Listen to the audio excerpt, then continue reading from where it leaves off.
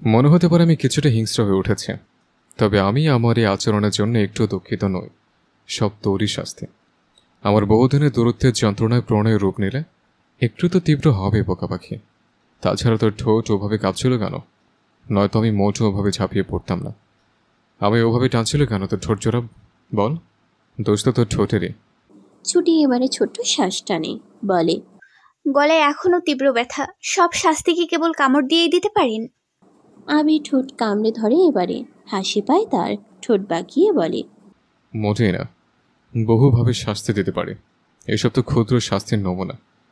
আপনার বৃহৎ শাস্তি তো এখনো বাকি রয়ে গেছে ম্যাম। রাহা কোলে নাদুস নদুস একটা বাচ্চা। বাচ্চাটা স্বচ্ছ আর সুহার, নাম স্নিগ্ধ। রাহা ড্যাব ড্যাব করেই সে বাচ্চাটার দিকে তাকিয়ে থাকে। আজ 1 মাস হলো সে সচ্ছদের বাড়িতে। ওদিকে রোহানের তখন নাচের হাল অবস্থা যেন। যে মেয়েটাকে নিজের প্রথম ভালোবাসার মানুষটার মতোই দেখতে, আচার আচরণে ওই মানুষটার মতো বলে বিয়ে করেছিল, সে মানুষটাকেও যে সে সত্যিই মন দিয়ে ফেলবে তা রোহান বুঝে ওঠেনি। এই কয়েক মাসে মেয়েটা না চাইতেও যে তার অভ্যাস হয়ে দাঁড়িয়েছে তা রোহান বুঝে উঠতে পারে এই 1 মাস সময়ে। যখন মেয়েটা তার বোনের বাড়িতে গিয়ে বসে আছে, রোহান নিজ থেকে বারবার যোগাযোগ করতে চেয়েও কোনো এক ইগোর কারণে সে আর যোগাযোগ করে উঠতে পারে না। রাহা কেন তাকে কল করলো না এই 1 মাসে? উচিত নয় কি কল করা? রোহান ছোট্ট শ্বাস ফেলে। একবার যেন রাহাকে দেখতে পায়, এই কারণেই সে স্বচ্ছদের ওদিক দিয়েই গাড়ি নিয়ে আসলো, অথচ দেখা মিলল না।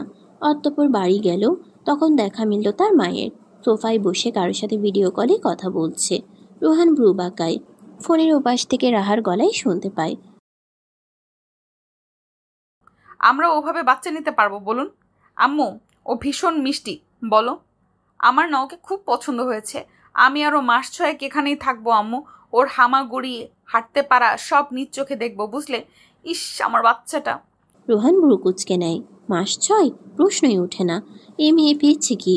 এই পরিবারের সবার খোঁজ খবর নেয়, সবাইকে কল করে, অথচ তার একটাবার খোঁজ নেয় না, একটাবার জিজ্ঞেস করে না সে কেমন আছে। এতই অহংকার মেয়েটার, এত ভাব। রোহান ছোট্ট শ্বাস টানে। দ্রুত ওভাবেই বের হয়ে যায় সে গাড়ি নিয়ে। তারপর মিনিট 10-এর মধ্যেই স্বচ্ছদের বিল্ডিংয়ের সামনে এসে ফোন দেয় রাহাকে। রাহা ভ্রু কুঁচকায়। এতগুলো দিন যে মানুষটা কল করেনি, সে মানুষটা আজ কেন কল করবে বুঝে ওঠে না। মাত্রই তো সে রোহানের আম্মুর সাথে কথা বলল। রাহা অত শত না বুঝে কল তুলে। মিস্টার রোহান ফারাবি, আপনাকে কি ভূতে ধরেছে আজ? রোহান দাঁতে দাঁত চাপে।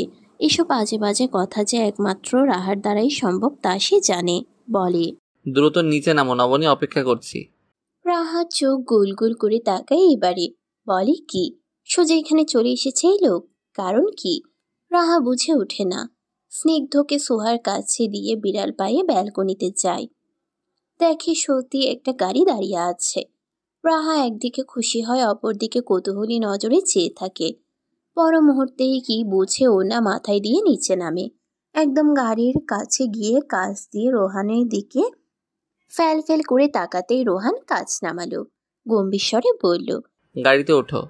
রাহা তাকায়। গাড়িতে উঠবে কেন এখন? কোথায় নিয়ে যাবে? সে তো কাউকে বলেও আসেনি, নিজের ফোনটাও আনেনি। রাহা সরাসরি দৃষ্টিতে তাকিয়ে কিছু বলতে যাবে, ঠিক তখনই রোহান ফের গাঢ় গলায় ধমক স্বরূপ বলে, কি হলো? উঠতে বলেছি তো।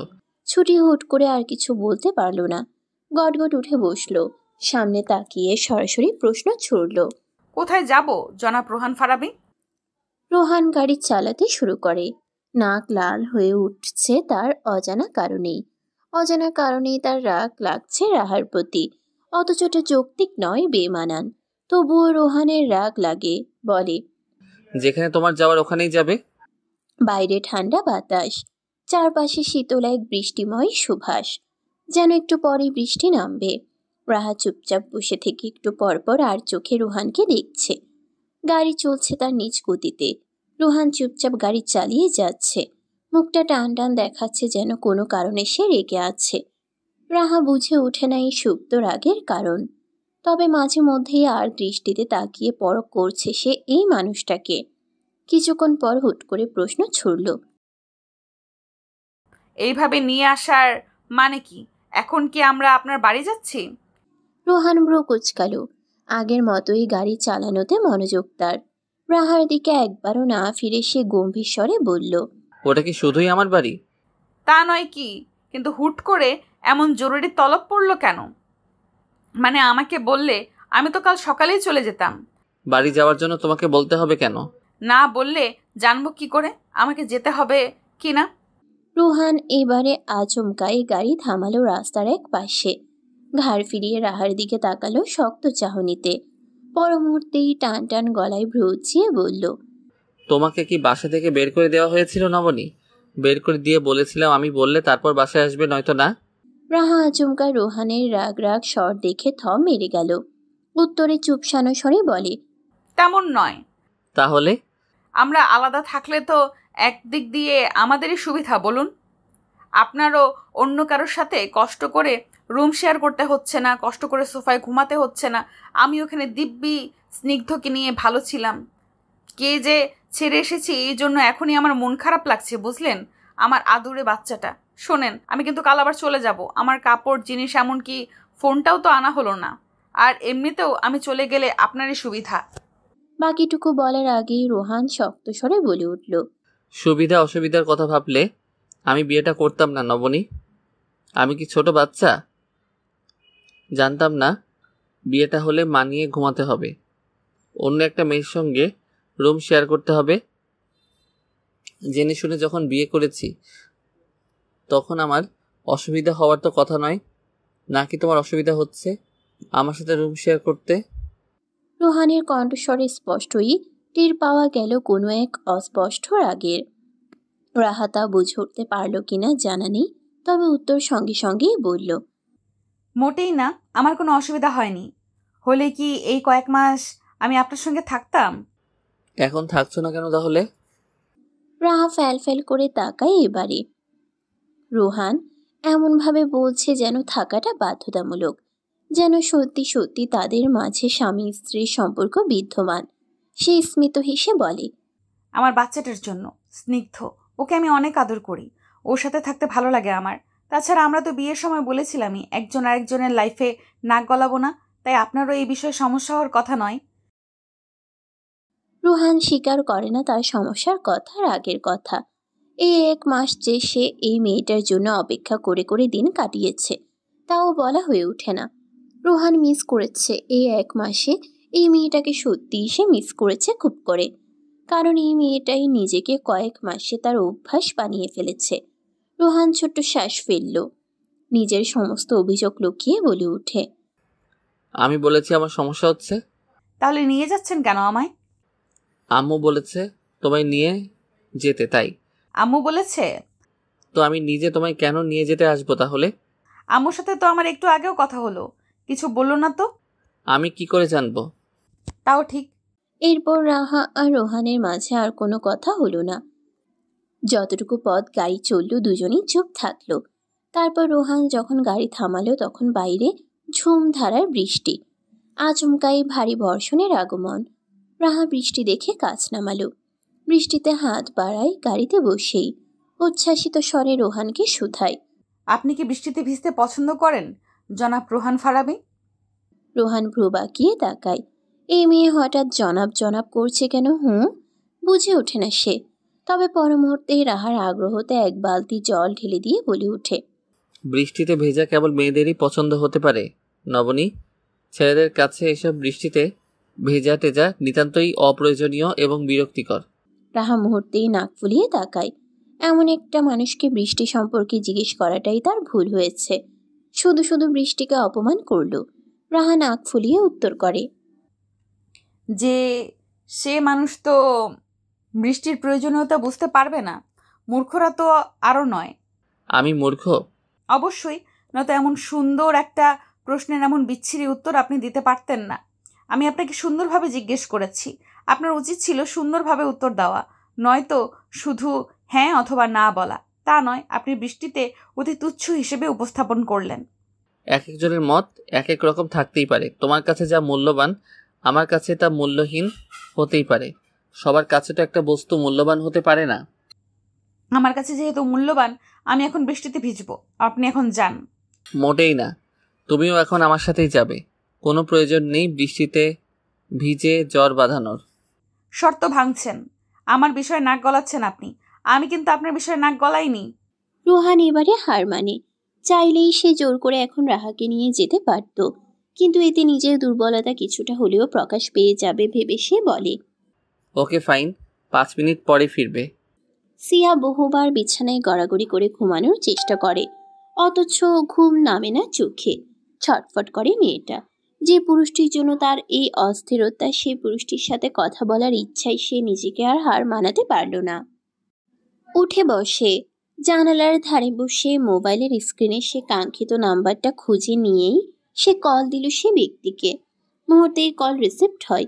সিয়া বুকের ভেতর মুহূর্তেই যেন ড্রিম ড্রিম আওয়াজ ওঠে, হৃদয় স্পন্দন বাড়ে। সিয়ার শ্বাস রোধ হয়ে আসে প্রিয় পুরুষটির কণ্ঠস্বর শোনার আগ্রহে। বহু কষ্টে শুধায়, সাদ ভাই, আমি আজ অনেক দিন ঘুমাতে পারি না। আজ অনেক দিন আমার মনে শান্তি নেই। অনেক দিন হলো আপনার সাথে আমার দেখা হয় না। একটাবার দেখা দিবেন সাদ ভাইয়া? একটাবার কথা পাঠাবেন? সাদ তখন সিগারেট হাতে বসা, দৃষ্টি অন্ধকার আকাশে। সিয়ার রোধ হওয়া কাপা কাপা কণ্ঠস্বরে কথাগুলো শুনে সে দীর্ঘশ্বাস টানে, বলে, যার প্রতি মায়া বাড়িয়ে লাভ নেই তার প্রতি মায়া না বাড়ানোই শ্রেয় সিয়া। আমার মনে হয় তোমার আমার দেখা না হয় ভালো। সিয়ার কান্না আসে এবারে, দম আটকে আসে যেন। যে মানুষ অস্তিত্বে মিশে গেছে তার প্রতি বুঝি মায়া বাড়াবে না সে? মায়া কি তার নিজের হাতে আবদ্ধ নাকি? সিয়া শান্ত স্বরে শুধায়, যদি মায়াটা খুব গাঢ় রূপে জন্মে থাকে, যদি মায়াটা মুছতে পারার মতো না হয়ে থাকে? তবুও মুছতে হবে। সম্ভব নয় সাদ ভাইয়া। সাদ হাসে, আসলেই তো সম্ভব হয় না তো। যে মায়া নিজে নিজেই জন্মে এবং অতি গাঢ়তে রূপান্তরিত হয়, সেই মায়া তো হাজারো চেয়েও মুছে ফেলা যায় না। এই যেমন সাদ, সে কি পেরেছে রাহার প্রতি অনুভূতি মুছে ফেলতে? পেরেছে ওই রমণীকে ভুলে যেতে? সাদ হাসে, সিয়ার চোখ টলমল করে। আর একটু হলেই কান্না আসবে যেন মেয়েটার। সিয়া চেষ্টা করে কান্না আটকানোর, রোধ হওয়া কণ্ঠে বলে, আমি তো ভালোবাসা চাইনি সাদ ভাই। একপাক্ষিক ভালোবাসায় চাওয়া পাওয়া থাকে না। আমারও আপনার প্রতি কোনো চাওয়া নেই। শুধু আপনাকে দেখার তৃষ্ণা মেটাতে একটাবার দেখতে চেয়েছি। বেশি কিছু কি চেয়েছি? ভয় নেই, দেখা দিলেও প্রাপ্তির আশা রাখবো না আমি। সাদ অন্ধকার আকাশে নিকোটিনের ধোঁয়া উড়ায়। অতঃপর কিছুটা সময় চুপ থেকে সিয়াকে বোঝানোর ন্যায় বলল, তুমি খুব ভালো মেয়ে সিয়া, সব দিক দিয়ে পারফেক্ট। আমি আশা রাখি আমার চেয়েও পারফেক্ট ছেলে তুমি জীবনে পাবে। শুধু শুধু আমার জন্য জীবনের মূল্যবান সময়কে অপচয় করো না। এটুকু বলেই সাদ কল রাখলো। এর পর মুহূর্তেই মোবাইলটা বন্ধ করে অবহেলায় ফেলে রাখলো। আর সিয়া কেবল ফোনের স্ক্রিনে তাকিয়ে থাকলো। বিড়বিড়িয়ে বলল, নিষ্ঠুর, আপনি বড্ড নিষ্ঠুর পুরুষ সাদ ভাই। আবিরের অ্যাপার্টমেন্টটা সাধারণই। অ্যাপার্টমেন্টে দুটো রুম। এখানে এলিনা, উইলি, ওদের বাইরেও তার এক পরিচিত বন্ধু আছে, যার সাথে তার পরিচিতি কয়েক বছর আগেরই, এবং তার সাথে কথা বলেই আগে থেকে সব গুছিয়ে নিতে আবিরের সহজই হলো বেশ। আবির মূলত ছুটিকে তৈরি হতে বলেছিল নিজের অ্যাপার্টমেন্টে নিয়ে যাওয়ার উদ্দেশ্যেই। এমনকি এখন এসেছিল সেজন্য, কিন্তু ছুটি তখনও তৈরি হয়নি। আবির যে রূপে নিজের প্রিয়তমা নারীকে নিজের করে নেবে ভেবেছিল, সেই রূপে মেয়েটা মোটেও তৈরি হয়নি। উল্টো ফ্যাল দৃষ্টিতে চেয়ে থেকে কেঁদে যাচ্ছে। আবির এক পর্যায়ে ছোট শ্বাস ফেলেই বলে, তৈরি হবি নাকি হবি না? এইভাবে ফ্যাল চোখে তাকিয়ে থেকে কান্না করবি? আর কতক্ষণ ছুটি? ছুটি তখনও ফ্যাল করে তাকায়, অস্ফুট কণ্ঠে বলে, আমার অনেক কান্না পাচ্ছে আবির ভাই। ভাই বলবি না, থাপড়ে দাঁত ফেলে দেবো এখন। ছুটি ফের ফ্যাল করে তাকিয়ে থাকে। আবির ভাই বলাটা তো তার অভ্যাস, বিয়ের পরও, যার ফলে সে এই অভ্যাসটা বদলাতে পারেনি। এমনকি এখনো তার মুখে আবির ভাই সম্বোধনটাই আসে বারবার। ছুটি উত্তর দেয়, আপনাকে কি কিছুটা সময় জড়িয়ে ধরতে পারি? আপনাকে অনুভব করতে পারি কিছুটা সময়? আবির সরু দৃষ্টিতে তাকায়, ভ্রুজোড়া শিথিল হয়ে আসে। মনে মনে অনুরোধটা শুনে প্রশান্তি মিললেও উপরে তাকে দেখালো বেশ গম্ভীর কঠিন। শুধালো, পারবি না বললে কি তুই এমনভাবে দাঁড়িয়ে থাকবে? ছুটি ওভাবেই জড়িয়ে ধরে মানুষটাকে। দুই হাত দিয়ে আবিরের পিঠ আঁকড়ে ধরে। মাথা রাখে আবিরের বুকে। হৃদয় স্পন্দন শুনে পুরুষটার। অনুভব হয় এই পুরুষটা তার, কেবল তার। ছুটি সেভাবে হৃদয় স্পন্দন শুনতে মনোযোগী হয়েই উত্তর দিল। আপনাকে বহুদিন আমি জড়িয়ে ধরিনি, বহুদিন আপনার বুকে মাথা রাখিনি। আপনি না বললেও আমি এখন আপনার নিষেধ মানতে ইচ্ছুক নই। বাহ, এইভাবে জড়িয়ে ধরে আমায় পাগল করতে চাইছিস নাকি? আপনি নিজেও জানেন না আপনি আমার কতটা মানসিক শান্তির কারণ। আপনি যেমন আমার মানসিক শান্তি বিনষ্ট করতে পারেন, ঠিক তেমনভাবেই মানসিক শান্তি অর্জনে আপনি একমাত্র অবলম্বন আমার। আবির এবারে কিঞ্চিত হাসলো, মাথা নোয়ালো কিছুটা। ছুটির চুলে একটা আলতো চুমু দিয়ে বলে, বোকা পাখি, আমি তোর মানসিক শাস্তি কখনোই বিনষ্ট করতে চাইনি, কখনোই চাই না। আমি চেয়েছিলাম তুই সবসময় উজ্জ্বল হাসিখুশি থাক। রাহা 5 মিনিট তো দূর, পুরো আধ ঘন্টারও বেশি সময় যাবৎ সে বৃষ্টিতেই স্থির দাঁড়িয়ে ভিজছে। 2 হাত বাড়িয়ে রাখা মেয়েটার। রোহান অতি বিরক্তি নিয়েই নিচে এলো। সময় পেরিয়ে যাচ্ছে, অথচ এই মেয়ের আসার নাম নেই। এই ভেবেই সে নিচে নামলো। অথচ নেমেও যখন রাহাকে বৃষ্টিতেই ভিজতে দেখতে পেল, তখন সে ছোট্ট শ্বাস ফেলে। আচমকাই 2 পা বাড়িয়ে এই বৃষ্টির মধ্যে গিয়েই দাঁড়ালো রাহার সামনে। ভারী আওয়াজে বলে উঠল, 5 মিনিট শেষ হয়েছে নবনী। রাহা হুট করেই চোখ খুলে তাকায়। এতক্ষণ চোখ বুঝেই হাত বাড়িয়ে দাঁড়ানো ছিল সে। সে সামনের পুরুষটার দিকে তাকায়। আবছা অন্ধকারে পুরুষটার অবয়ব চিনতে পেরে সে ভ্রু কুঁচকায়। 5 মিনিট? 5 মিনিট সময় নিয়ে কেউ বৃষ্টিতে ভিজে? বলে সে। তো 5 মিনিট কি বৃষ্টিতে ভেজার জন্য যথেষ্ট নয়? মোটেই না। 5 মিনিট কোনো সময়ই নয় মিস্টার রোহান ফারাবি। তাহলে কি সারা রাত ভিজবে নবনী? সারা রাত? খারাপ হয় না তো সারা রাত ভিজলে? নবনী, রাহা তাকায়। রোহানের দৃষ্টিতে যেন অদৃশ্য রাগ। রাহা শুরু থেকে খেয়াল করছে এই লোক শুধু শুধুই তার উপর রাগ ঝাড়তেছে, শুধু শুধুই রাগী দৃষ্টি নিক্ষেপ করছে। অথচ রাহা কিছু করেনি। রাহারও রাগ জমে যেন। মুহূর্তেই শুধালো, কি হয়েছে? ওভাবে তাকাচ্ছেন কেন? যাবে কি না এখনই? যাব না এক্ষুনি। কি করবেন? রোহানের রাগ এবার দৃঢ় হয় যেন। যে রোহান তাকে আনতে অতটুকু গেল, বৃষ্টিতে ভিজে তাকে নিতে আসলেও রাহার কি উচিত না তার সাথে যাওয়া? অথচ এই মেয়ে তেরামো দেখাচ্ছে, যাবে না বলছে। রোহান ফোঁস করতে চায় যেন, শক্ত স্বরে বলে, নিয়ে যাব। কিভাবে? রাহার প্রশ্নটা করতে দেরি হলো, কিন্তু রোহানের রাহাকে কোলে তুলতে দেরি হলো না। অতঃপর পা বাড়ায় সে নিজ গন্তব্যে। এক বৃষ্টিময় অন্ধকারে এমন এক অপ্রত্যাশিত ঘটনায় রাহার কেমন প্রতিক্রিয়া দেখানো উচিত? সিয়ার চোখে পানি। আজও বৃষ্টি বাইরে, আজও মুষলধারে বর্ষণ। সিয়া জানালার ধারে বসে থাকে। আজ টানা কয়েক মাস সে তার প্রিয় পুরুষটির দর্শন পায়নি। আজ কয়েকটা মাস হলো পুরুষটি তাকে ক্রমশ বুঝাচ্ছে তার ভুলে যাওয়া উচিত ওই পুরুষটিকে। অথচ সিয়া ভুলতে পারে না, সিয়া ভুলতে চায়ও না। সিয়ার বুক ভারী হয়ে আসে, দীর্ঘশ্বাসরা বুকে জমা হয়ে আসে, নিঃশ্বাস ভারী হয়ে আসে মেয়েটার। সিয়া হাতে কলম নেয়, ডায়েরিটা হাতে তুলে লিখতে লাগে। আজ ভীষণ বর্ষণ সাদ ভাই, আষাঢ়ের বৃষ্টিমুখর রাত। আমিও কিন্তু আপনাকে প্রথম দেখেছিলাম কোন এক আষাঢ়ে সাদ ভাই। চোখে মোটা কালো ফ্রেমের চশমা, পরনে একটা কালো রঙের ফতুয়া টাইপ শার্ট আর কালো প্যান্ট। বৃষ্টিতে ভিজে চিপচিপে অবস্থায় আপনার তখন নাজেহাল অবস্থা যেন, তবুও চোখের দৃষ্টিতে যেন কতকালের অপেক্ষা। সেদিন বৃষ্টিতে কাক ভেজা হয়ে দাঁড়িয়ে থাকার মাঝেই হুট করে পাশ দিয়ে চলে গেল একটা গাড়ি। আপনার গায়ে তখন কাদার আস্তরণ। ইস, কি চুপসানো মুখটা আপনার, একটু বিরক্তি নেই সেই মুখটা। গাড়িটার প্রতি একটু বিরূপ মনোভাবও দেখতে পেলাম না। অথচ কি খারাপ অবস্থা। আমার সেই প্রথমে মনে হলো এই ছেলেটা পৃথিবীর সবচাইতে নিষ্পাপ ছেলে। এই ছেলেটা সত্যি পৃথিবীতে থাকা এক শুদ্ধ মনের মানুষ। আপনি রোজ আসতেন, রোজ দাঁড়াতেন আমাদের বাসার সামনে। তাকিয়ে কি দেখতেন তা আমি জানতাম না, তবে আমার আপনাকে দেখতে ভালো লাগতো।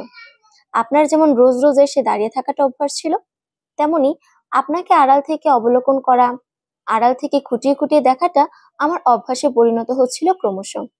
আমি ক্রমশ আপনার সরলতায় ডুব দিচ্ছিলাম, হারিয়ে যাচ্ছিলাম আপনার মায়ার গভীরতায়। আপনি বোধহয় বুঝতেও পারেননি আপনাকে আড়াল থেকে একটা মেয়ে কতটা চোখে চোখে রাখতো, কতটা কষ্ট হতো তার যখন চুপচাপ সব মেনে নিতেন আপনি নিরীহ চাহানিতে। কতটা খুশি হতো সে যখন আপনার মুখে হাসি ফুটতো। সাদ ভাই, পড়ানোর উদ্দেশ্য হলো যখন আমি আপনার সান্নিধ্য পেলাম, আমি আড়াল থেকে পর্যবেক্ষণ করাটা বাদ দিলাম। অনুভূতি সজীবতায় নিজেকে একটু সাহসী ভেবে এবার শুরু করলাম সামনাসামনি অবলোকন করা। সম্ভবত আপনি বিষয়টা বুঝে ফেলেছেন তখনই। আচ্ছা, আমার কি খুব বেশি অন্যায় হয়েছে আপনার মায়াতে গা ভাসানো? খুব বেশি অন্যায় করেছি আপনাকে ভালোবেসে? কেন এত অবহেলা সাদ ভাই? আমি তো বিনিময়ে ভালোবাসা চাইনি। আমি চাইনি তো আপনার কাছে অনুভূতির মূল্য। তবুও কেন এতটা এড়িয়ে চলেন? আমার যে কষ্ট হয়, কি ভীষণ যন্ত্রণা, আমি ছটফট করি, দম বন্ধ হয়ে আসে। অথচ শ্বাসরুদ্ধকর সে কষ্টের মুহূর্তেও আমি প্রত্যাশা রাখি পর মুহূর্তে যদি আপনার দেখা পাই যদি একটা বার আপনার কণ্ঠস্বর শুনতে পাই। রাহার শরীরটা ভিজে চুপসে গেছে, শরীরের ভাঁজ স্পষ্ট ঠেকে জামার উপরেই। এতক্ষণ আধারে তা সুস্পষ্ট বোঝা না গেলেও যখনই বাসার আলোতে রাহার শরীরে চোখ পড়ল, তখনই এক মুহূর্তে রোহান কোল ছেড়ে নামালো রাহাকে। অতঃপর দ্রুত পা চালিয়ে চলে গেল নিজ রুমে। রাহা এ আচরণের আগা মাথা কিছুই বুঝে উঠল না।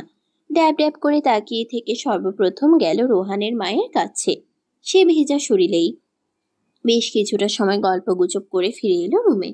আজ 1 মাস পর এই রুমটাতে এসে একবার চোখ বুলিয়ে নিল। রুমে এক কোনায় পড়ে থাকা সোফাটা নেই শুধু, বাকি সব ঠিক আছে। রাহা ব্রুকুচকে যখনই জিজ্ঞেস করবে ঠিক তখনই রোহানকে চোখে পড়ল খালি শরীরে, পরনে কেবল একটা তোয়ালে। বোঝা যাচ্ছে মাত্রই শাওয়ার নিয়েছে। পুরুষটার লোমবিহীন বক্ষে ফোঁটা ফোঁটা পানি। ভেজা চুলগুলো যখন নুয়ে কপালে পড়েছে, তখন এই ছেলেটার প্রতি আকর্ষণ বহু গুণ বাড়ে যেন আরো। রাহা মুহূর্তেই উসখুস করতে করতে নজর সরালো। কি বলবে আর মাথাতেই এলো না।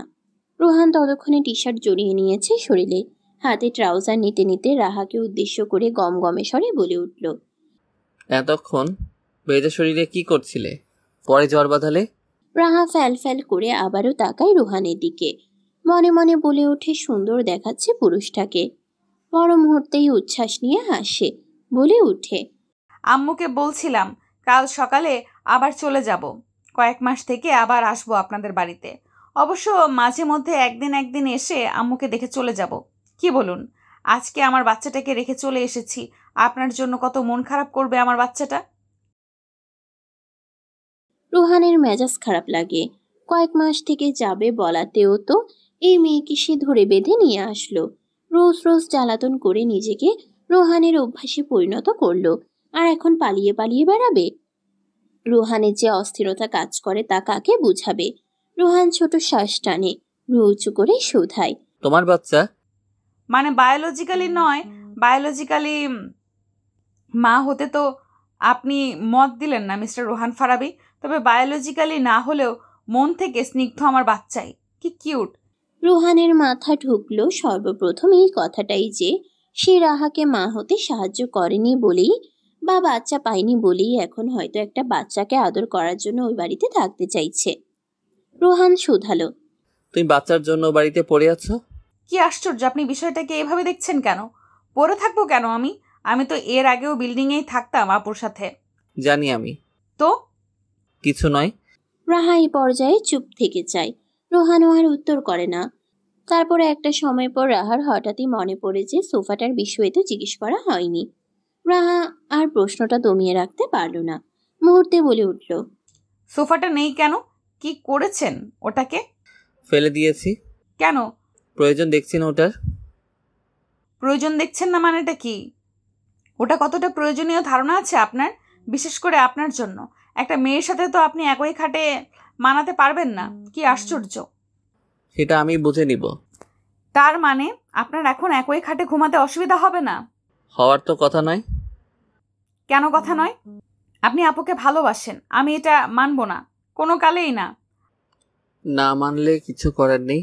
আপনার কথা যে আমি মেনে নিই, আর আমার বেলায় না মানলে কিছু করার নেই, এসব কি ধরনের অন্যায়? আশ্চর্য। বিয়ের রাতে কত বড় কথা, বিয়ের আগে এত শক্তপোক্ত চুক্তি, সব এখন কোথায়? বোধহয় মিসিং। খুঁজে পাচ্ছি না কোথায় চুক্তিগুলো। মশকরা করছেন? একদম নয়, মস্কারা করে আমার লাভ কি?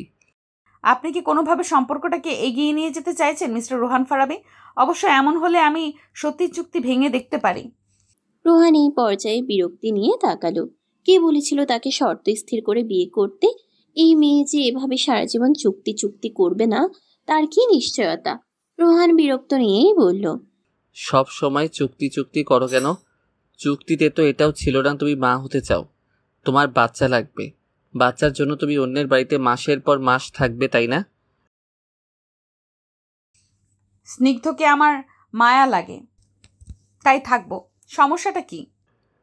আমারও লেগেছিল, তাই বলে কি আমি থেকে গেছি ওখানে মাস কয়েক? কয়েক মাস তো থাকিনি, শুধু 1 মাস। একটা বাচ্চা থাকলে তো আর যাবে না, তাই না? জি। নিজের মুখ দিয়ে এই প্রশ্নটা যে এভাবে পেরিয়ে যাবে তা বোধহয় রোহান নিজেই বুঝে ওঠেনি। রোহান এবার নিজেই প্রসঙ্গ বদলাতে বলে উঠল, নাথিং, ফ্রেশ হয়ে কাপড় বদলে এসো। সচ্ছর কোলে তার ছোট্ট বাচ্চাটা ড্যাব ড্যাব করে চেয়ে আছে তার দিকে। কিছুটা সময় আগেই সোহার কাছে ছিল, তারপর সিয়ার কোলে, এবং অবশেষে সচ্ছর কোলে এসে সে একদম শান্ত বাচ্চার মতো ফ্যালফ্যাল করে তাকিয়ে আছে। স্বচ্ছ হাসে ছেলের এমন চাহনি দেখে। শ্যামলা মুখটা কি মায়াবী। স্বচ্ছ মুখটা নামিয়ে স্নিগ্ধর মুখে চুমুক খায়, ফিসফিস স্বরে বলে, তোর আম্মু কি রান্না করেছে আব্বু? চল একটু জ্বালিয়ে আসি। স্নিগ্ধ আগের মতোই গম্ভীর গম্ভীর ভাব করে তাকিয়ে থাকলো বাবার দিকে। অতঃপর হুট করে এক হাতে মুঠো করতে চাইল স্বচ্ছর মুখের দাড়িগুলো। আলতো আদুরে হাতে যখন মুঠো করতে পারল না তা, তখন 2 আঙ্গুলে চিমটির ন্যায় তা ধরতে চাইল। অতঃপর চিমটি বসালো। স্বচ্ছ তখন ছেলের দিকে তাকায় হতাশ চোখে, শুধাই, বললাম তোর মাকে জ্বালাবো, আর তুই আমার দাড়ি ধরে টানিস বাপ। মাকে না জ্বালানোর জন্য। একদম মা ভক্ত না। স্নিগ্ধ সেবারেও ফ্যালফ্যাল করে চেয়ে ঝাপটে বাবার ঘাড় জড়িয়ে ধরে। নরম তুলতুলে হাত জোড়া যখন ঘাড় অব্দি গেল এবং ছোট্ট শরীরটা যখন বুক ঝাপটে বসে থাকে, স্বচ্ছ তখন প্রশান্তির শ্বাস ফেলে।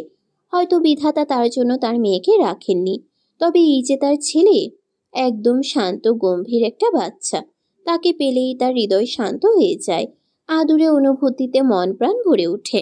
স্বচ্ছ তা ভেবে হাসে। ছেলেকে সেভাবে কোলে তুলিয়ে হাঁটা ধরে রান্নাঘরের উদ্দেশ্যে। অতঃপর সেখানে এসেই দেখা মিলে সোহার। চুলায় চা বসিয়ে অন্য মনস্ক হয়ে কিছু ভাবছে যেন। স্বচ্ছ পরক করে।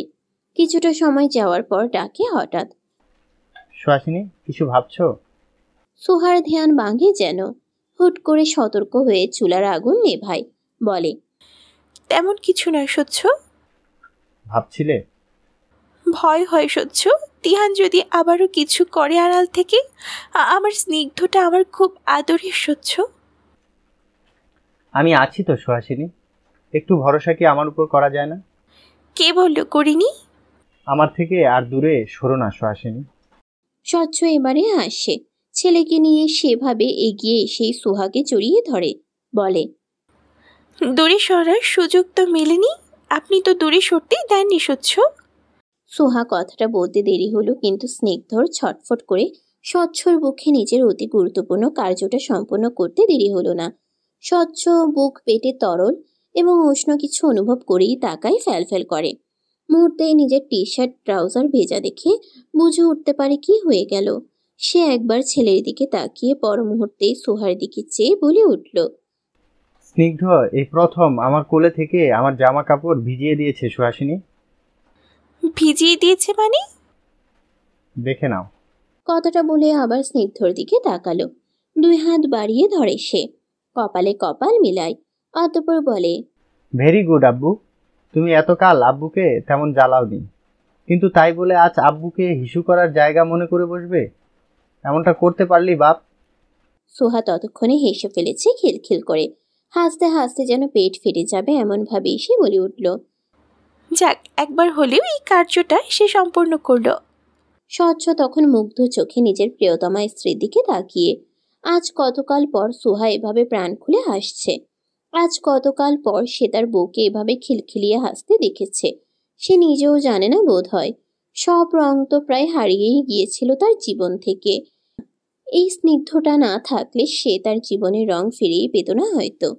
সিয়া সকাল সকাল বের হয়েছে অজানা গন্তব্যে। অতঃপর পা চালিয়ে হাঁটতে লাগলো নিজের মতো করেই। আজকাল কিছুই ভালো লাগে না তার, কিছুই না। ছটফট লাগে, অস্থির লাগে। তীব্র এক অস্থিরতা তার মনে ঘুরে বেড়ায় সর্বক্ষণ। সিয়ার কান্না পায় মাঝে মাঝে। এমনটা তার সাথে কেন হলো? এমন এক পুরুষকে সে মন দিয়ে ফেলেছে যে হয়তো তাকে নিয়ে কোনোদিনও ভাববে না। সিয়া জানে সাদ কি অসম্ভব রকম ভালোবাসে রাহাকে। সে ভালোবাসার আংশিকও যে তার কপালে জুটবে না তা বোধহয় সিয়া নিশ্চিত। তাই তো ভালোবাসা পাবার আশা সে কোনো কালেই রাখেনি। কোনো কালেই সাদের থেকে পাল্টা অনুভূতি পেতে সে চায়নি। সিয়া দীর্ঘশ্বাস ফেলে। রিক্সা খুঁজে ঠিকানা বলল। অতঃপর রিক্সা চলতে লাগলো সে গন্তব্যে। সিয়া মূর্তির ন্যায় বসে থাকে পুরোটা সময়।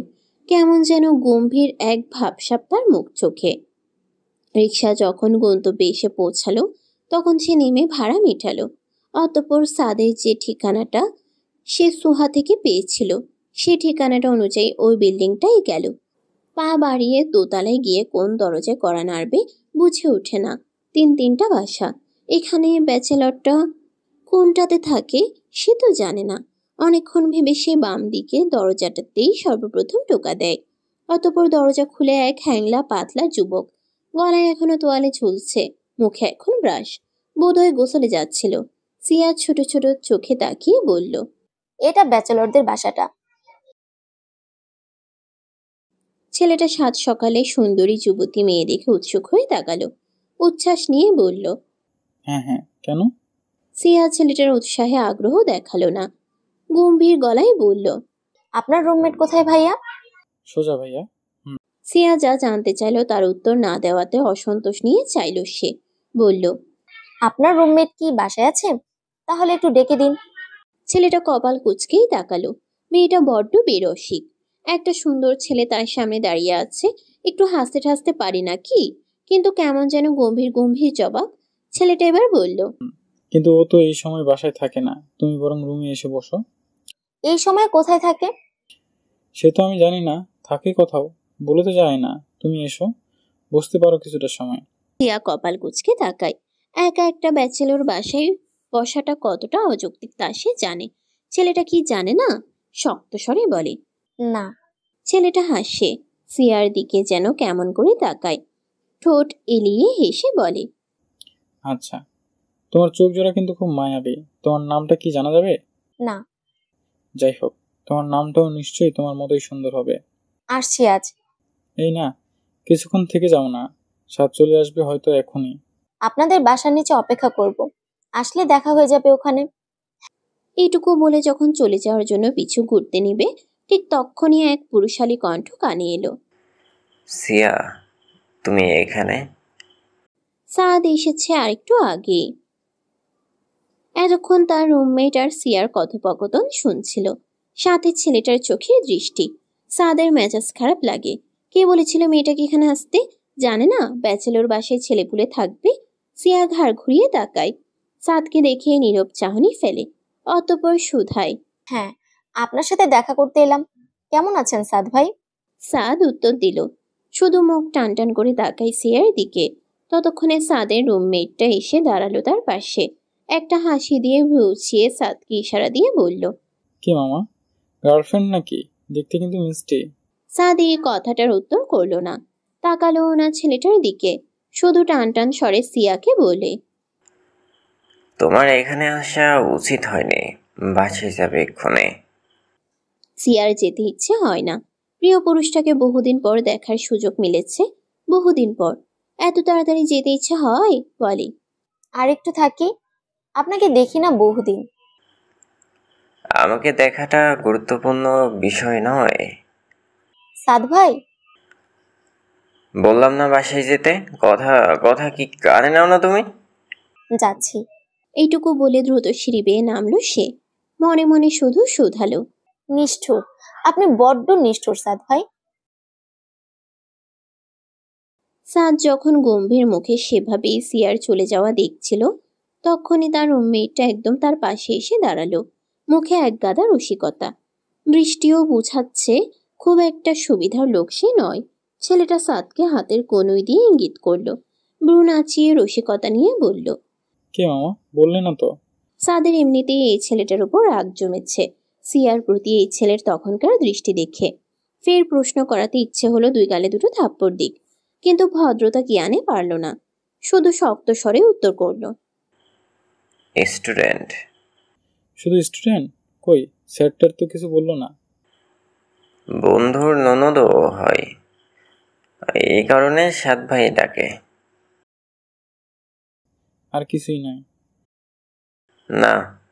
তাহলে আমার সাথে কিছু করে দাও না, সুন্দর তো দেখতে মেয়েটা। আর কতকাল একা থাকবো বলো? সাদের সত্যি এই পর্যায়ে রাগে নাক মুখ লাল হয়ে আসে। ছেলেটার প্রতি রাগ দেখাতে না পেরে সব জমা হয় শ্রেয়ার প্রতি। ওকে কে বলেছিল একা একা একটা ব্যাচেলর বাসায় চলে আসতে? কে বলেছিল? বেশি বড় হয়ে গিয়েছে সে গম্ভীর গলায় উত্তর করলো, আমি একটু আসতে। অতঃপর পা বাড়ালো, ধূপধাপ সিঁড়ি বেয়ে নিচে নেমে এলো। তারপর পা চালিয়ে গেট পেরোতেই দেখা মিলল সিয়ার দাঁড়িয়ে আছে, হয়তো রিক্সার জন্যই। সাদও গিয়ে দাঁড়ালো তার পিছনেই। সিয়া হয়তো খেয়াল করলো না, তবে অনেকটা সময় পর যখন একটা রিক্সার দেখা মিলল তখনই সে গলা উঁচিয়ে বলল, এই মামা যাবেন? রিক্সাটা সাদের ইশারা পেয়ে সামনে এসে দাঁড়ালো। সিয়া ততক্ষণে কণ্ঠস্বর শুনে ফিরে তাকিয়েছে, চোখের দৃষ্টিতে অভিমান তার। সাদ সেসব পরোয়া করলো না যেন। সিয়া উঠল না, তাকে তাড়িয়ে দিয়েছে, একটু আগে তাড়িয়ে দিয়েছে, আর এখন ভদ্রতা দেখাচ্ছে। সিয়া যখন নিশ্চুপ তখন সাদ আবারও বলল, কি হলো? ওঠো রিক্সায়। উঠবো না। কি করবে তাহলে? এখানেই দাঁড়িয়ে থাকবো। এই রাস্তা তো আর আপনার বাসার আওতায় পড়ে না, তাই না? তাই এখান থেকে তাড়ানোর অধিকারও আপনার নেই। সাদ এই পর্যায়ে রক্তিম চোখ জোড়া নিয়ে তাকালো সিয়ার দিকে। এমনিতেই রাগ হচ্ছে তার, অযথাই রাগ হচ্ছে। সিয়া কি বুঝতে পারছে না? তবুও রাগ বাড়াচ্ছে কেন? সাদ গলা শক্ত করে বলল, রিক্সায় উঠে বাসায় গিয়ে কল করে জানাবে, আর যদি না ওঠো তবে তোমার সাথে আজকের পর আমার আর কোনো যোগাযোগ হবে না। সিয়া, আপনি আমার দুর্বলতাকে কাজে লাগাচ্ছেন। লাগালাম। আপনি খুব নিষ্ঠুর সাদ ভাই, খুব নিষ্ঠুর। আর কখনো এখানে আসবে না, কথাটা মনে থাকে যেন। সিয়া উত্তর করে না। অভিমান জমে জমে পাহাড় সম অভিমান তার মনেতে জমা হয়েছে। সাদ কি তা জানে, বুঝে কতটা কষ্ট এই মেয়েটা বুকে আগলে রেখেছে? রোহানের হাতে এক প্লেট খাবার। রাহা ততক্ষণে গোসল সেরে এসেছে, চুলগুলো ভেজা তার, পরনে একটা সুতির গোল জামা। রোহান সেদিক পানে তাকিয়ে রাহার স্নিগ্ধ মুখখানা 2-1 সেকেন্ড পরখ করে, অতঃপর খাবারের প্লেটটা রেখে বলে, খেয়ে নাও, আম্মু পাঠিয়েছে। রাহা তাকালো, হুট করেই মাথা ধরেছে তার, চোখ জ্বালা করছে, শরীরটাও উষ্ণ অনুভব হচ্ছে। বুঝে ওঠে না জ্বর নেমেছে কিনা, তবুও এগিয়ে এলো। আপনি? খেয়ে নিয়েছি। এরপর আর কথা হলো না। রাহা খাবার প্লেট নিতে নিতেই রোহান বিছানার এক কোণ দখল করে শুয়ে পড়েছে। রাহা তা দেখে খাওয়ার চেষ্টা করে, অথচ তেমন একটা খেতে সে পারল না। বুঝতে পারল বৃষ্টিতে ভেজার ফলে ইতোমধ্যেই শরীরে দেখা দিয়েছে জ্বর। সে সরু শ্বাস টেনে বিছানার ধারে গিয়ে দাঁড়ালো। প্রায় অনেকটা রোহানের দখলে, বাকি অর্ধেকটা রাহার জন্য রাখা হয়েছে, কিন্তু তবুও রাহার সংকোচ হয় যদি গড়িয়ে ওই পুরুষের উপর গিয়ে পড়ে কিংবা হাত পা তুলে দেয়। রাহা উসখুস করে। রোহান ততক্ষণে সরু চোখে তাকিয়েছে। রাহাকে এমন করে দাঁড়িয়ে থাকতে দেখে বলল, কি সমস্যা, এমন করছো কেন? আপনি আরও ওপাশে যান, ঘুমাবো। এইটুকু কি যথেষ্ট নয়? না, যথেষ্ট নয়। দেখা গেল ঘুমের মধ্যে আমি আপনার শরীরে হাত পা তুলে দিলাম, তখন আপনিও বিরক্ত হবেন। যদি বিরক্ত না হই? তবুও আমার অস্বস্তি হবে। আপনি আরও ওদিকে চেপে যান। এবার হবে? ঘুমাও, অনেক রাত হয়েছে। রাহা মাথা নাড়ায়, এক পাশে শুয়ে চোখ বুঝে, আর রোহান সেই চোখ বুঝার মুহূর্তটাই পরখ করে। বাচ্চা বাচ্চা দেখাচ্ছে, মনে মনে আওড়ায়, মেয়েটা আসলেই খুব একটা খারাপ হবে না বউ হিসেবে। এই যে অল্প সময়ই তার মনে অনুভূতি জাগিয়ে দিল, এটাই তো তার সবচেয়ে বড় দুর্বলতা হয়ে ঠেকছে এখন। 8 ঘন্টা যাবৎ ছুটিটা আবিরের অ্যাপার্টমেন্টে পৌঁছেছে। আবির পকেটে হাত রেখে সে কখন থেকেই তাকিয়ে আছে ছুটির দিকে। ছুটির ধ্যান জ্ঞান তখন তার রুমের দিকে। এপাশ ওপাশ তাকাতে তাকাতে সে বলল, কবে আসলেন এখানে? আবির এতটা সময় পর এমন একটা প্রশ্ন পেয়ে অসন্তোষ দৃষ্টিতে তাকায়, মুখে উত্তর দেয়, অবশ্যই আজ। এর মধ্যে সব ঠিকঠাক? এর আগেই সব ঠিকঠাক। তোর বন্ধু বান্ধব আমার পরিচিত এক বন্ধু, সব মিলিয়ে আমার অসুবিধা হয়নি কিছুতে। ছুটি এতক্ষণ একটা রুমেই অবস্থান করেছে, অপর রুমটা দেখার সৌভাগ্য হয়নি। তবে সে রুমটা লক করা। ছুটি শোধায়, ওই রুমটা দেখবো? না। কেন? ওই রুমই আমার আরেকটা বউ রাখবো, তাই। আরেকটা বিয়ে করেছেন? সে কি, তুই জানিস না? দাওয়াত পাসনি? আবির এই পর্যায়ে দাঁতে দাঁত চাপে। বউয়ের মুখে আর একবারও ভাই ডাক শুনতে ইচ্ছুক নয় সে। দ্রুত বলে, এই ভাই বলবি তো এখন আস্ত থাকবি না। ঠিক আছে, বলবো না। আবির শ্বাস ফেলে। ছুটিকে গিফট করা সেই শাড়ি সাজের অংশ হিসেবে সবকিছুই ছুটির হাতে তুলে দিয়ে বলে, এগুলো নে, সোজা তৈরি হয়ে বসে থাকবে। আমি আর অপেক্ষা করতে চাইছি না। বহুকাল তোকে শাড়িতে দেখি না বোকা পাখি। এখন এত রাতে শাড়ি পরবো? এর চেয়ে কাল সকালে পরি। এখন আপনার বাসাটা ঘুরে দেখি। জি না, বাসা ঘুরে দেখার কোনো প্রয়োজনীয়তা আমি দেখছি না। আপাতত আপনাকে পাওয়ার প্রয়োজনীয়তা দেখছি। এখন বলুন, আপনি কি এতকাল পর আমার হতে রাজি? আমার আকুল আকাঙ্ক্ষা পূরণে সাথ দেবেন? ছুটির কান গরম হয়ে ওঠে এবারে। লজ্জায় গাল উষ্ণ লাগে। আবির আবারও বলে, আমাকে কি এভাবে অপেক্ষা করাবে আজীবন? নাকি বুঝে গিয়েছিস যে এতকালের অপেক্ষার শাস্তি দৃঢ় হবে, তাই ভয় পেশাব করে বেড়াচ্ছিস? ছুটির গলা কাঁপে এতকাল পর নির্দিষ্ট পুরুষটির আকাঙ্ক্ষা পেয়ে। বলে, জি। বলছিস না? সোজা সুজি ভাষায় বললে তুই কি আমার জীবনে দ্বিতীয় বর্ষর উপভোগ করতে দিবি? প্লিজ না বলিস না বোকা পাখি। আমি জানি তুই নিজে অপেক্ষা আছিস। ছুটি এবারেও উত্তর করে না। আবির তা দেখে শুধায়, এভাবে চুপচাপ থাকলে থাকতে পারিস, চুপচাপ দাঁড়িয়ে থাক। আমি চেষ্টা করতেই পারি শাড়ি পরানোর। এই বলিয়ে আবির গাড়িটা হাতে নিল। ছুটির হাতে দিল ব্লাউজ এবং পেটিকোট। ছুটিকে নীরব চেয়ে থাকতে দেখে ভ্রু নাচিয়ে বলল, তুই কি চাইছিস এখন এসবও তোকে আমি পড়িয়ে দিব? ছি ছুটি। ছুটি এবারে কোনো রকম মুখ খুলে রুদ্ধ হয়ে আসা শর্টটায় কোনো রকমে বলে ওঠে, শাড়িটা দিন, আমি পরে নিতে পারবো। পরে নিতে পারলে এতক্ষণে পড়িস নি কেন? এখন আমি পরবো বলেছি যেহেতু আমিই পরাবো। জলদি সব চেঞ্জ করে আসবে, সময় 2 মিনিট। আমি সত্যি শুনতে ইন্টারেস্টেড নই। আপাতত নিজের বউকে নিজের সাজানোর ইচ্ছা হয়েছে, তাই পূরণ করব। গো ফাস্ট। আবির শাড়ি পরাতে জানে না, তবুও চেষ্টা চালাতে অপরাধ কি? নিজেরই তো বউ, সে কথা মনে নিয়ে সে শাড়ি হাতে অপেক্ষা করলো। মোবাইলে টিউটোরিয়াল দেখলো। অতঃপর একটা সময় পর ছুটি যখন উসখুস করতে করতে বের হলো, তখন বাঁকা চাহনিতে চাইল সে। ও দেশের মাটিতে তখন মোটামুটি রকমের ঠান্ডা। রুম হিটারের কারণে যা তেমন বোঝা যায় না, তবে ছুটির হাত পা তবুও ঠান্ডা হয়ে আসে। হিমস্রোত বয়ে যায় আবিরকে এগোতে দেখে। পরনে কেবল ব্লাউজ এবং পেটিকোট। মসৃণ পেটের অংশটা দৃশ্যমান ঠেকছে। আবির হাসে ছুটির অবস্থা দেখে। এগিয়ে ভ্রু বাঁকিয়ে বলে, রেডি আপনি শাড়ি পরার জন্য মিসেস ছুটি? ছুটি মাথা তুলে তাকায়। কোনো রকমে শুকনো গলায় শুধাতে নিল কিছু, কিন্তু পারল না। আজ এতকাল পর পুরুষটির দৃষ্টি দেখে সে নাজেহাল হতে বাধ্য। বুকে দ্রিম দ্রিম আওয়াজ উঠছে যেন। মুহূর্তেই বুঝে ওঠে পুরুষ মনের আকাঙ্ক্ষা। আবির ঠোঁটে নিয়ে হাসে।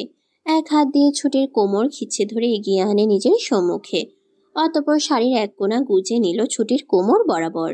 পিছিয়ে পড়ানোর চেষ্টা চালাতে চালাতে বলল, তুই যদি চাস তবে সারা রাত এভাবে শাড়ি না পরে আমার সামনে বসে থাকতে পারিস, আমি কিছু মনে করবো না। কথাটা বলতে বলতে স্পষ্টই আবিরের মুখে বাঁকা হাসি ফুটে ওঠে। দৃষ্টিতে অন্য কিছু বুঝায়। ছুটি তা দেখে হাঁসফাঁস করে ওঠে যেন। আড়ষ্ট স্বরে জানায়, আপনি আগের থেকে বেহায়া হয়ে গিয়েছেন। আগে বলছি ভদ্র ছিলাম, অথচ তোর সাথে তো আমার বহু অভদ্রতার প্রমাণ আছে, তুই ভুলে গেছিস? ছুটির কান গরম হয়ে ওঠে। লজ্জায় রক্তিম হয়ে ওঠে মুখ। এই লোক এমন কেন? এমন কথাও বা কোথায় থেকে শিখেছে? ছুটি সে লজ্জা আড়াল করতে কোনোভাবে না জানার ভান করে উত্তর করে ছোট্ট স্বরে, ভুলে গিয়েছি। সমস্যা নেই, নতুন করে মনে করাবো সব আবার, খালি একটু ওয়েট কর। ছুটি আর তাকালো না। উত্তরও করল না, শুধু জানে সামনের পুরুষটা আজ তাকে নির্ঘাত লজ্জায় ডুবিয়ে মারার প্ল্যান করেছে।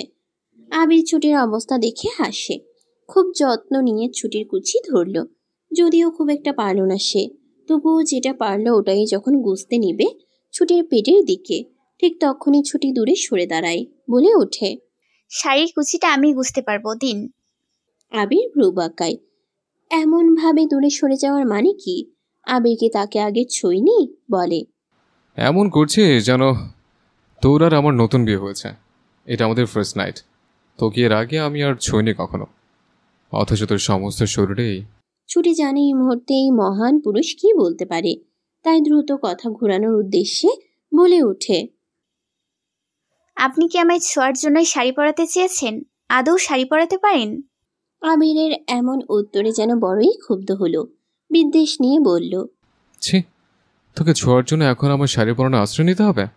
এত খারাপের দিন এসছে আবিরের, যে নিজের বউকে ছুঁতে এসে শাড়ি পরানোর ছল অবলম্বন করবে? তাহলে? আবির ফির তাকায়, এক হাতে কোমর টেনে নিজের আর ছুটির মাঝে আর 1 ইঞ্চিও দূরত্ব সে অবশিষ্ট রাখল না। মুখ নামিয়ে ঠোঁট ছোঁয়ালো ছুটির গলায়, অতপর সেভাবেই গলাতে মুখ ডুবিয়ে বলে উঠে, তোকে ছুঁতে আমার 1 সেকেন্ডও সময় নিতে হবে না বোকা পাখি, কোনো অজুহাতও না। ছুটি সামলাতে পারল না এবারে আবিরের অবাধ্য ছোঁয়া, কেমন নাজেহাল দেখালো। আবির হাতের কুচিগুলো তখন ফ্লোরেই গড়াগড়ি খেলো, অসম্পূর্ণ শাড়ি পরানো আর পুরুষটির অধরের উষ্ণ ছোঁয়া। আবির ছাড়ল না যেন, বরং ছুটির প্রতি আরো অগ্রসর হতে নিল তার প্রেমের স্পর্শ। গাঢ় স্বরে জানালো, ছাড়লাম না। এইটুকু বলেই সন্ধ্যায় গলায় যে জায়গাটায় কামড় বসিয়েছিল ঠিক সেখানেই ফের কামড় বসালো। ছুটি তখন দাঁত খিচে নেয়, চোখ বুঝে এক হাতে খামচে আঁকড়ে ধরে আবিরের চুল, সেভাবেই বলতে নিল, আবি। ছুটি বলতে পারল না, তার আগে আবিরের ঠোঁট জোড়া গলা ছেড়ে কানের দিকে এলো, ফিসফিস স্বরে জানালো, আমার বোধহয় তোকে প্রয়োজন এই মুহূর্তে, নিজের উপর কন্ট্রোল রাখতে চাইছেন আপাতত। If you want I can continue this. ছুটি উত্তর করে না, তখন হিমস্রোতের ন্যায় এক অনুভূতি তার শিরধারা বেয়ে চলেছে যেন, লোমকূপ অব্দি কেঁপে উঠে এই পুরুষের কণ্ঠ আর কথাতে। আবির হাতে ফের বলে, do you want me to? ছুটি এই পর্যায়ে চোখ মেলে তাকায়, তবে সরাসরি দৃষ্টি ফেলতে পারে না এই পুরুষটির চাহনিতে। এই চাহনি তাকে 1 সেকেন্ডে কাবু করতে সক্ষম। ছুটি উত্তর দিতে পারে না, তবে এক হাত আবিরের চুলে খামচে রেখে অপর হাত আবার আবিরের ঘাড়ে রেখে যখন শক্ত করে জড়িয়ে ধরল, তখন বোধহয় আবির উত্তর পেয়ে গেল। মুখে বাঁকা হাসি ঝুলিয়ে সে ছুটির দিকে তাকায়, বলে, শাড়ি পরনের প্রতিশ্রুতি আজ বাকি থাক, তোকে পাওয়ার আকাঙ্ক্ষা যে বড্ড তীব্র। রাহার শরীর উষ্ণ, জ্বর নেমেছে শরীরে, যার দরুন ঘুমও আসছে না তীব্র মাথা ব্যথায় আর শরীর ব্যথায়। তবুও চোখ বুঝে ঘুমানোর চেষ্টা করে সে, কিন্তু ঘুম আসে না, হাঁসফাঁস করে, একবার এদিকে তো একবার ওদিকে ঘুরে। রুমের মৃদু হলদেটে আলোতে কতক্ষণ রোহানকে ঘুমাতে দেখে নিশ্চুপ তাকিয়ে থাকে, চুলগুলো পড়ে আছে কপালে এলোমেলো হয়ে। রাহা তাকিয়ে পরখ করে, ছেলেটাকে কি দারুণ লাগে ঘুমালে। আচ্ছা, এত তাড়াতাড়ি ঘুম পেয়ে গেল এই ছেলের? কই, তার তো এতক্ষণ যাবৎ চোখ বুঝে থেকেও ঘুম পেল না। রাহা বুঝে ওঠে না এই ছেলেটাকে তারা এত মনে ধরেছে কেন। নির্দিষ্ট কোনো কারণ তো নেই, তবুও এই ছেলেটাকে তার কেন জানি না ভালো লাগে। রাহা হাত এগুলো, জ্বর শরীরেই রোহানের চুলগুলোতে হাত বুলাতে লাগলো আলতো হাতে। রোহান এবারে চোখ মেলে তাকায়, এতক্ষণ যে ঘুমিয়েছিল এমনও নয়, ঘুমানোর ভান করছিল, কারণ এর আগের সময়টাই সে চোখ বুঝে থাকা রাহাকে পরখ করছিল। যখন রাহাকে চোখ খুলতে দেখা গেল তখনই সে চোখ বুঝেছিল। রোহান মনে মনে কিঞ্চিত হাসে তার এই গোপন প্রেমে পড়া নিয়ে। সত্যিই কি সে এই মেয়েটার প্রেমে পড়েছে, নয়তো এসব লুকোচুরি কোনো প্রশ্ন আসে? রোহান তাকায়, তার চুলে হাত বুলাতে দেখে ঠোঁট বাঁকিয়ে হেসে শুধায়, কি ব্যাপার নবনী, না ঘুমিয়ে আমার চুলে হাত বুলাচ্ছ? রাহা ভ্রু বাঁকিয়ে তাকায়, অন্যদিনের মতো ছটফট চঞ্চল গলায় উত্তর করল না, তবে ছোট শ্বাস ফেলে শান্ত স্বরে জানালো, আপনার চুলগুলো কপালে পড়েছিল, ভাবলাম সরিয়ে দেই। শুধু এইটুকুই? হ্যাঁ। ঘুমাও, রাত হয়েছে অনেক। হ্যাঁ। এই হ্যাঁ হ্যাঁ আর শান্ত স্বরে উত্তর যেন রাহার সাথে যায় না। রাহা ছটফটে, চঞ্চল তরুণী, এমন শান্ত উত্তর সে কেন দিবে? রুহান এমন উত্তর পেতে চায় না মোটেও। শুধালো, হঠাৎ এত শান্ত দেখাচ্ছে তোমাকে, এটা একটু অপ্রত্যাশিত নয়? ঘুমান, শুভরাত্রি।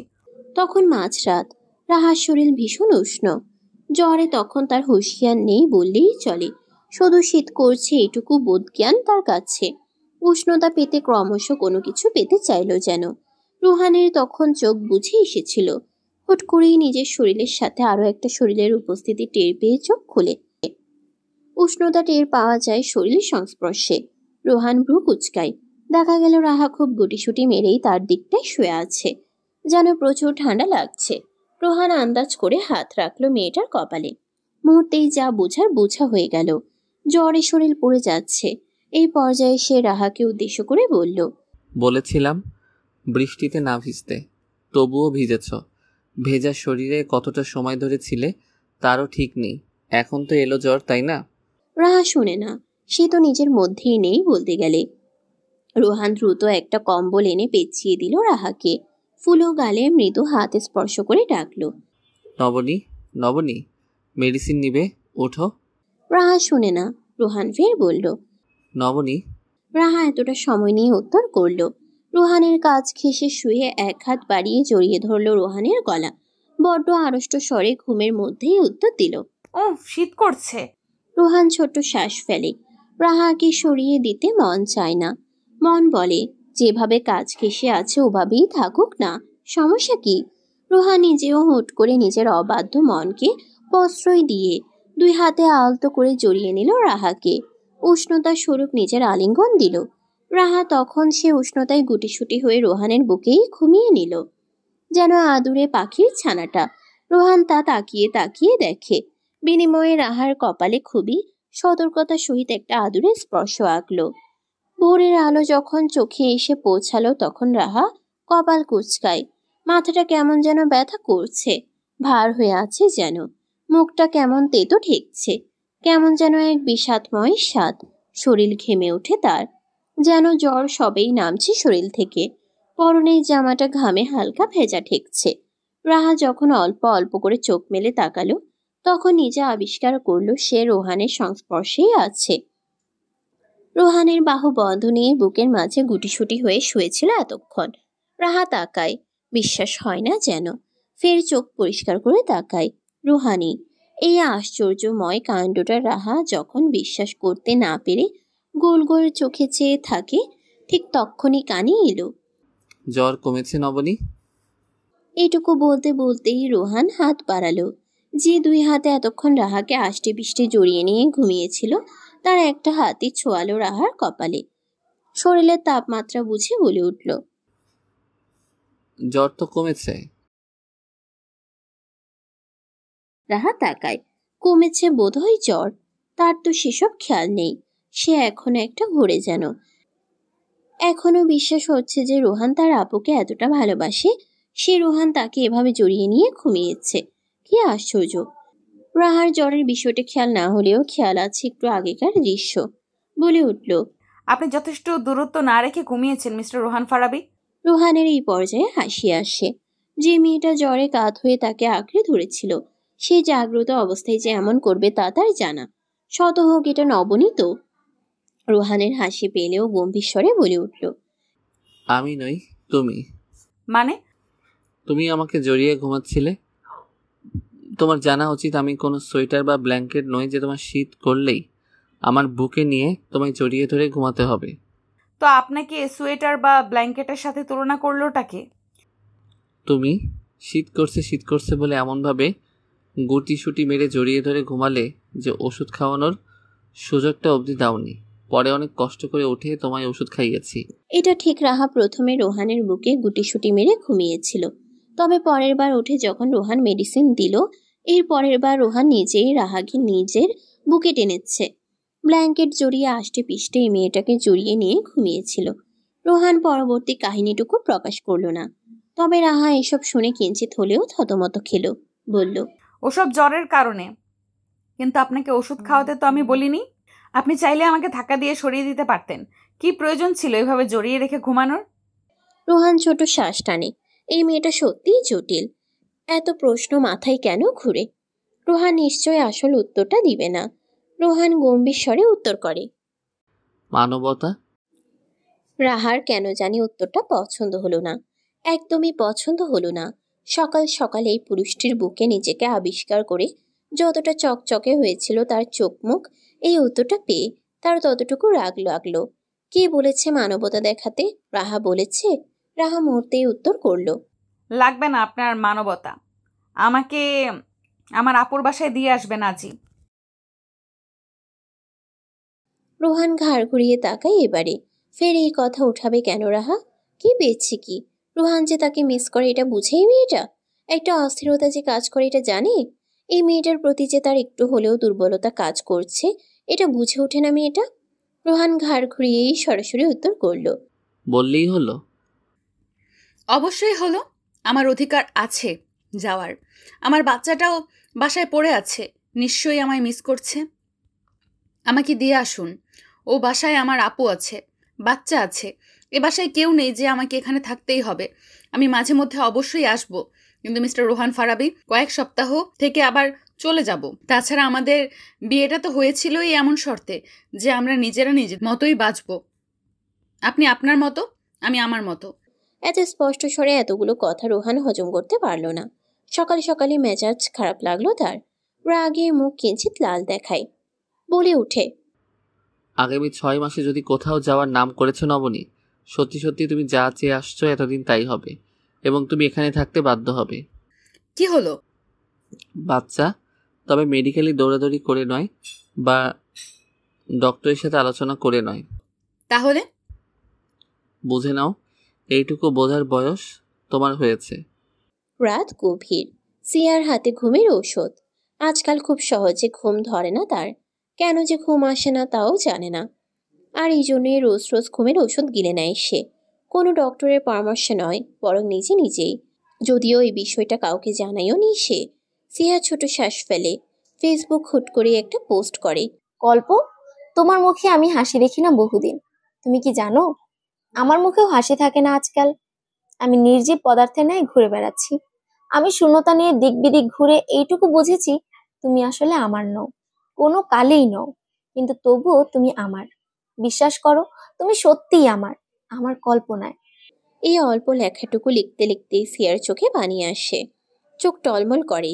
এটুকু পোস্ট করেই সিয়া দীর্ঘশ্বাস ফেলে। ঘুমের ওষুধটুকু খেয়ে যখন ঘুমে ঢুলুঢুলু অবস্থা তার, তখন আলো নিভালো সে। বিছানার এক কোনায় যখন গুটিয়ে পড়বে, ঠিক সেই মুহূর্তটাতেই তার ফোনে কল এলো। সিয়ার ঘুম পেল, তবুও কেন জানি না সতর্ক হয়ে মোবাইলের স্ক্রিনে চোখ বুলাই সে। নাম্বারটা চেনা, সচরাচর এই নাম্বার থেকে কল আসে না। তবে আজ কিভাবে আসলো তাও বুঝে ওঠে না সে। সিয়ার ঘুমের চোখ নিভু নিভু। ঘুম পেল খুব, তবুও সে নতুন উচ্ছ্বাসে কল তুলল সে। বলল, এত রাতে কল দিলেন সাদ ভাই? আমি তো কিছু করিনি, আপনার কথা মতো রিকশায় করে চলে এসেছিলাম তো তখন। সাদ কিছুটা সময় চুপ থাকে। অতঃপর নীরব মুহূর্তটুকু কাটিয়ে অনেকটা সময় পর দীর্ঘশ্বাস ফেলে বলে, সিয়া, আমি তোমায় হাসতে দেখতে চাই। সিয়া হাসে এবারে। ঘুমু ঘুমু স্বরে বলে ওঠে, এই জন্য কল দিলেন? আমায় অপরাধী করো না সিয়া, আমি তোমার হাসি কেড়ে নিতে চাইনি, কখনো চাইনি। আমাকে এইভাবে অপরাধীর দিকে ঠেলে দিও না। আমি তো বলিনি আপনি আমার হাসি কেড়ে নিয়েছেন। সাদ আবারও চুপ থাকে। সিয়ার ঘুম চরম মাত্রায়, তবুও প্রিয় পুরুষটির পাল্টা উত্তর শোনার জন্য সে অপেক্ষায় থাকলো। চোখ বুঝে নিয়েও চোখ খুলে ফেললো সে। বহুক্ষণ অপেক্ষা করলো ফোনের স্ক্রিনে তাকিয়ে। অতঃপর সাদ বলল, তোমার চেহারার পরিবর্তন লক্ষ্য করেছি সিয়া, চোখের নিচে কালো দাগ বসিয়েছ। রাত জাগো তুমি, তুমি প্রায় সময়ই দেখি তুমি রাতে অনলাইনে। তো কেন নিজের সুন্দর জীবনটাকে নষ্ট করছো? এমনি। আমি চাই তুমি সুন্দরভাবে বেঁচে থাকো, এসব আবেগ ভুলে বাঁচতে শিখো সিয়া। আবেগ নয়, অনুভূতি হ্যাঁ। মুছে ফেলো। সম্ভব নয়। সম্ভব। আপনার থেকে তো অনুভূতি চাইনি আমি সাদ ভাই। কাজেই আমার অনুভূতি মুছতে বলার আপনার কোনো অধিকার নেই। এই কথাগুলো সিয়া শক্ত গলাতেই বলল, অতঃপর কল রেখে দিল। সিয়া এভাবে সাদের দেওয়া কলকে প্রত্যাখ্যানও করতে পারে, এটা বোধহয় আজই হলো। যে সিয়া সাদের একটা কথার অপেক্ষায় থাকে, কণ্ঠ শোনার অপেক্ষায় থাকে, সে সিয়া ফোন রেখে দিল। ভিনদেশে এসে বহুদিন পর নিজের প্রিয় নারীকে কাছে পাওয়ার সুখে আবির নীরব চেয়ে থাকে। পরক করে ঘুমন্ত ছুটিকে। মুহূর্তেই বাঁকা হাসি একটু আগের ঘটনা মনে করে। ছুটি ঘুমিয়েছে, অল্প সময়ই হয়েছে, আর তখন থেকেই সে তাকিয়ে আছে এই মেয়েটার দিকে। মেয়েটা তার বক্ষে গুটিসুটি হয়ে ঘুমোচ্ছে, চোখ বুঝে রেখেছে। ফুলো গাল দুটো বাচ্চাদের মতো লাগছে যেন। আবির বৃদ্ধাঙ্গুলি দিয়ে গাল ছুঁয়ে মুখ নামিয়ে একটা চুমু এঁকে ফিসফিস স্বরে বলে, তোর তো বেশি আদর না হলেও তো হতো ছুটি। তোর মুখটা দেখলে আমার এত আদর অনুভূতি আসে কেন? এইটুকু বলি ফের ঠোঁট ছোয়ালো ছুটির ঠোঁটে, নাকে, কপালে, সমগ্র মুখে। বেচারা ছুটি ঘুমিয়েছে অল্প কিছুক্ষণ সময় হলো। এর মধ্যে ফের ঘুমের মধ্যে আবারও কিছুর বিচরণ টের পেয়ে কোনোভাবে চোখ মেলে তাকায় সে। শরীর জুড়ে অল্প ঋণঋণে ব্যথা টের পায়, যা স্পষ্ট মনে করায় তার সংস্পর্শে থাকা পুরুষটির একটু আগের পাগলামো। ছুটির ঝাপসা চাহনিতেই তাকায়। সাথে সাথে এই পুরুষটির এমন কাণ্ড দেখে ঘুম ঘুম কণ্ঠে বলে ওঠে, ঘুমাননি কেন এখনো? আবির হাসে, দুই হাতে ছুটিকে আষ্টে পিষ্টে জড়িয়ে নিয়ে বড্ড সন্তুষ্ট স্বরে বলে ওঠে, আমি বহুদিন তোকে দেখিনি এভাবে ছুটি। তোর ঘুমন্ত মুখটা দেখো আমার নেশা নেশা লাগতো, এখনো লাগে। আপনার নতুন জব এখানে, ঘুমানো উচিত আপনার এবার। একদিন নির্ঘুম কাটুক না, তুই আছিস তো পাশে। আরও একজন আসলে কেমন হবে? আমাদের একটা ছোট্ট প্রাণ থাকলে কেমন হবে আবির্ভা? আবির মুহূর্তেই ছুটির মুখ চেপে ধরল, সতর্কতা স্বরূপ বলে উঠল, হ্যাঁ খবরদার, ভাই বলবি না। ভাইটাকে তুই আমার সাথে বাচ্চার প্ল্যানিং করতে আসিস, ফাসিল মহিলা। আবিরের পরনে দেখা গেল একটা সাদা টোয়ালি ব্যতীত অবশিষ্ট কোনো পোশাক নেই। বাইরে বেশ ঠান্ডা পড়া সত্ত্বেও রুম হিটারের কারণে ততটা ঠান্ডা বোধ হচ্ছে না বোধ হয়। আবির মাত্রই গোসল সেরে বের হলো, ভেজা চুলগুলো কপালে পড়েছে। ছুটি তখন কিচেনটায় ব্রেকফাস্ট তৈরির জন্য গিয়েছিল। সকাল সকাল উঠে গোসল সেরে সে শাড়ি পরেছে। সেই শাড়িটা যেটা আবির কাল রাতে পরাতে লেগে অর্ধেক পথেই আবার সিদ্ধান্ত বদলে নিয়েছিল। ছুটি আর যাই হোক, আবিরের শাড়ি পরার সে অনুরোধটা পূরণ করার উদ্দেশ্যে শাড়ি পরল। প্রিয় পুরুষের দেওয়া শাড়ি। আজ কতগুলো দিন পর সে ফুরফুরে মনে আনন্দে চিত্তে শাড়ি পরেছে। ছুটি মনে মনেই হাসল। ব্রেকফাস্ট রেডি করে এসে আবিরকে এরূপ অবস্থায় দেখে মিনমিনে চাহনিতে তাকালো। সুদর্শন দেখাচ্ছে পুরুষটাকে, বেহায়া মন টানছে। বেহায়া দৃষ্টিও ঘুরে ফিরে পুরুষটার খালি শরীরে আটকাতে চাইছে। ছুটি আড়ষ্টতার ন্যায় দৃষ্টি অন্যদিকে রেখে বলল, আপনি কি পোশাক পরে প্রথম দিন অফিসে যাবেন জানি না, তাই আর বের করে রাখিনি। আবির মৃদু হাসে ছুটির আড়ষ্টতা স্বরূপ দৃষ্টি দেখে। দুপা এগিয়ে এসে ছুটির দিকে আস্তে আস্তে বলে, অমনভাবে দৃষ্টি অন্যদিকে রাখার কারণ কি? আমি কি তোর নতুন বিয়ে করাবর? না। আবির ঠোঁট কামড়ে হাসে, সরু চাহনি ফেলে অবলোকন করে ছুটিকে। শাড়িতে সুন্দর দেখাচ্ছে, স্নিগ্ধ লাগছে। এই মেয়েটাকে সব সময় সব রূপেই এতটা মানানসই লাগে কেন আবিরের কাছে? আবির বুঝে ওঠে না। তার ঠোঁট কামড়ে হেসে জানায়, বিয়ের এতদিন পর এসেও এমন আড়ষ্টতা দেখালে তো মানুষ আমায় সন্দেহ করবে, ভাবি আমাদের মাঝে কিছুই হয়নি। ভাবলে ভাবুক। আবির শোনে, তবে বিপরীত উত্তর করে না। এগিয়ে আসে ছুটির দিকে। শাড়ির সাথে সাথে গলায় একটা পাতলা ওড়নাও জড়িয়েছে মেয়েটা। আবির ভ্রুকুচকে শুধায়, শাড়ি পরে গলে ওড়না কে চড়ায়?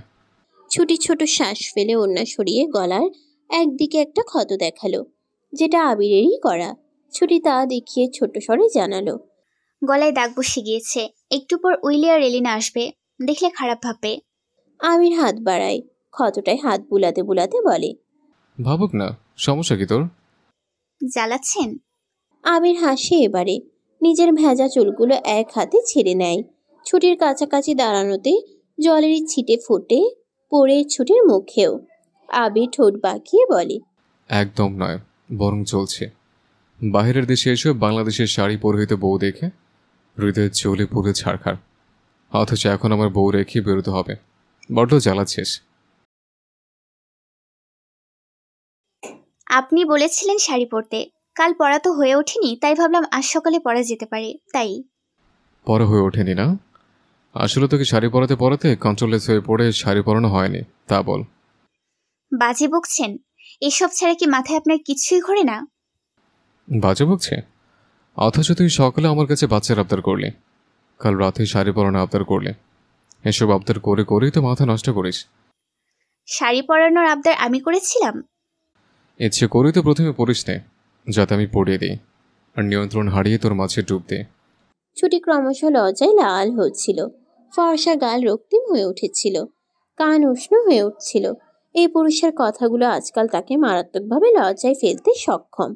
ছুটি প্রসঙ্গ পাল্টানোর কথা ভাবে, বলে, কথা না বলে তৈরি হয়ে নিন, লেট হবে পরে। বলছে তুই আছিস, লেট হলে একমাত্র তোর জন্যই হবে। চলে যাব? আপনি বলে চলে যেতে পারি। সেটা বলার সাহস তো এখন আমার হয়নি, তার চেয়ে বরং থেকে যা। দিনে রাতে আমার 201 করে মাথা নষ্ট কর, কয়েক বছর পর আমার বাচ্চার মাও হয়ে যেতে পারিস, সমস্যা নেই, আমি কিছু মনে করব না। কয়েক বছর পর বাচ্চার মা হব? এখনই হবে? ছুটি উত্তর করতে পারে। একরাশ লজ্জা এসে ছুঁয়ে যায়, তবে আবির হেসে আবারও শোধালো, এখনো বউকে ভালোবেসে শেষ করতে পারেনি? বাচ্চাকে কিভাবে এক্সট্রা ভালোবেসে দিয়ে সামলাবো বল? তাছাড়া ভিন দেশে আপনি একা মা হওয়ার জার্নিটা সামলাতে পারবেন না। পারলে আমি অবশ্য অপেক্ষা করতাম না,